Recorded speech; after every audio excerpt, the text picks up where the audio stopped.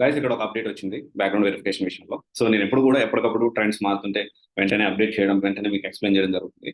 So ఇక్కడ ఏంటి అంటే బ్యాక్గ్రౌండ్ వెరిఫికేషన్ లో కొత్తగా ఒకటి అడుగుతున్నట్టు దేని గురించి అనేది మనం ఈ వీడియోలో మాట్లాడుతున్నాం. సో అయితే ఒక విషయం ఏంటి అంటే ఈ బ్యాక్గ్రౌండ్ వెరిఫికేషన్ ట్రెండ్స్ మారిందని దాని గురించి ఫస్ట్ ఏంటి అంటే చాలా మంది ఫ్రీక్వెంట్ గా అడుగుతున్న క్వశ్చన్, ఇప్పుడు నేను ఎక్స్పీరియన్స్ పెట్టొచ్చా? To be frank reality, so experience అయితే పెడితే చిన్న కంపెనీ అయినా పెద్ద కంపెనీ అయినా కష్టమే ఉంటుంది. ఇదైతే మీరు క్లారిటీ తీసుకోవాలి. అండ్ ఇంకొక విషయం వచ్చేసి ఏంటి అంటే లొకేషన్. అసలు కెరియరే స్టార్ట్ చేయలేదు, ఈ విషయంలో చాలా మంది నన్ను ఫ్రీక్వెంట్ అడుగుతున్నారు ఏది కౌన్సిలింగ్ లోనే. అంటే మీ కెరియరే స్టార్ట్ చేయలేదు, కెరియర్ స్టార్ట్ చేయకుండా నాకు హైదరాబాద్ లోనే ఉద్యోగం కావాలి, నాకు ఎస్ఆర్ నగర్ లో ఉద్యోగం కావాలి, నాకు అమీర్పేటలో కావాలి, లేకపోతే మాదాపూర్లోనే కావాలి, గచ్చిబౌలిలోనే కావాలి, లేకపోతే మా ఊర్లో కావాలి, వర్క్ ఫ్రమ్ హోమ్ కావాలి. హైబ్రిడ్ మోడల్ అయితే వర్కౌట్ అవుతుంది, లేకపోతే వర్కౌట్ కాదు. బెంగళూరు అయితే వర్కౌట్ అవుతుంది, పూణే అయితే వర్కౌట్ అవుతుంది. ఇలా ఏంటి అంటే ఎవరికి వాళ్ళు నాకు ఇదైతేనే చేస్తాను, వాళ్ళ కెరియరే స్టార్ట్ కాలేదు. మీరు ఒకటి విషయం గుర్తుపెట్టుకోండి, ఇనిషియల్ గా కెరియర్ స్టార్టింగ్ లో అండమాన్ నికోబార్లో ఉద్యోగం ఇచ్చినా పోయేటట్టు ఉండాలి.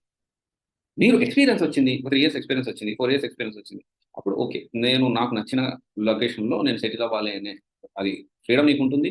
ఆప్షన్స్ కూడా నీకు అప్పుడు నీ చేతిలో ఉంటాయి. ఇనిషియల్గా కెరియర్ స్టార్ట్ చేయకముందు నాకు ఇదే కావాలి, నాకు అదే కావాలంటే అయ్యే పరిస్థితి లేదు. First thing very clarity. And జనరల్గా బిజీ అంటే ఎలా ఉండేది బిజీ అంటే స్టార్టింగ్లో ఎక్స్పీరియన్స్ లెటర్ పెట్టి ఆఫర్ లెటర్ పెడితే ఉద్యోగం ఇచ్చేసేవారు. అంత బ్యాక్గ్రౌండ్ వెరిఫికేషన్ ఉండేది కాదు, అంత డెప్త్గా బ్యాక్గ్రౌండ్ వెరిఫికేషన్ ఉండేది. గవర్నమెంట్ ఉద్యోగం అంటే ఒరిజినల్ చెక్ చేసేవాడిని ఏదో ఉండేది, కానీ మిగతా వాటిలో అంత బ్యాక్గ్రౌండ్ వెరిఫికేషన్ ఉండేది కాదు. తర్వాత పిఎఫ్ పిఎఫ్ చాలా కీలకమైపోయింది. ఓకే, బ్యాక్గ్రౌండ్ వెరిఫికేషన్లో పిఎఫ్ అనేది చాలా కీలకమైపోయింది. దానికి సంబంధించి ఓవర్లాప్ అవ్వడం, డ్యూయల్ ఎంప్లాయ్మెంట్ అవ్వడం, యూఏఎన్ పిఎఫ్ ఇవన్నీ కూడా జరుగుతాం. ఇప్పుడు ఇంకా ఏంటి అంటే ఇంకొక విషయం క్లారిటీ బిఫోర్ ఈ కొత్త ట్రెండ్ గురించి మనం మాట్లాడుకున్నప్పుడు, బ్యాక్గ్రౌండ్ వెరిఫికేషన్ అనేది కంపెనీ వాళ్ళ ఇష్టం.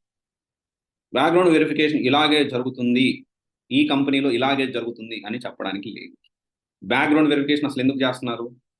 క్యాండిడేట్ జెన్యునా కాదా, అది వాళ్ళ ఇష్టం, ఎలాగైనా ఇన్వెస్టిగేట్ చేస్తారు. ఎలాగైనా మీరు జెన్యున్ క్యాండిడేటా కాదని వాళ్ళు తెలుసుకునే హక్కు, రైట్ అనేది వాళ్ళకు ఉంది. అది ఒక్కొక్కరు ఒక్కొక్క మెథడ్ ఫాలో అవుతుంటారు. సో ఈ కంపెనీ ఇలాగే బ్యాక్గ్రౌండ్ వెరిఫికేషన్ చేయాలని రూల్ ఏం లేదు. బేసిక్ ఏంటి అంటే ఏదో ఫోన్ కాల్, మెయిల్, ఫిజికల్గా ఈ మూడు అనేది జరుగుతూ ఉంటుంది. దీంతో పాటు బ్యాంక్ స్టేట్మెంట్, తర్వాత పిఎఫ్ గురించి డీటెయిల్స్ ఇవి జరుగుతూ ఉంటాయి. దీనితో పాటు రీసెంట్గా ఒకటి యాడ్ అయింది కదా, సో ఏంటి సోషల్ మీడియా. సోషల్ మీడియాలో ఎవరు ఎట్లా ఏం పోస్టులు చేస్తున్నారు, ఇన్స్టాగ్రామ్లో ఏం పోస్టులు చేస్తున్నారు, ఫేస్బుక్లో ఏం పోస్టులు చేస్తా ఉన్నారు అని చెప్పి కొంత ఇన్వెస్టిగేట్ అనేది జరుగుతుంది. ఇది యూఎస్లో అయితే చాలా ఎక్కువగా ఉంది, ఇండియాలో ఇప్పుడు మెల్లగా స్టార్ట్ అవుతుంది. అయితే వీటన్నిటికంటే ముఖ్యమైనది ఏంటి అంటే professional network which is LinkedIn.